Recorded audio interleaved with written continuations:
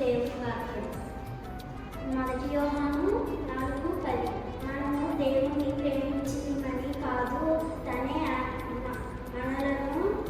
మనలను ప్రేమించి మన పాపమునకు ప్రాయశ్చిత్తమై ఉండుటకు తన కుమారుని పంపెను. ఇందులో ప్రేమే ఉంది. అంటే మనము దేవుని ప్రేమించిందని కాదు, తానే మనల్ని ప్రేమించాడు.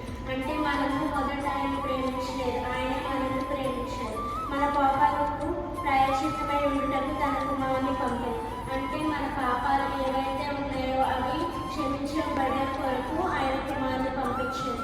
ఎంత ప్రేమ కలిగి ఉంటే మన కుమారుని ఆయన కుమారుని మన కోసం శిలువలో అర్పిస్తారు. కాబట్టి మనం కూడా ఇందులో ప్రేమే ఉన్నది. మనం కూడా ఎదుటి వాళ్ళని చూసి వీళ్ళు ఇలా ఉన్నారు అలా ఉన్నారు అనుకోకుండా మనము మన స్వార్థం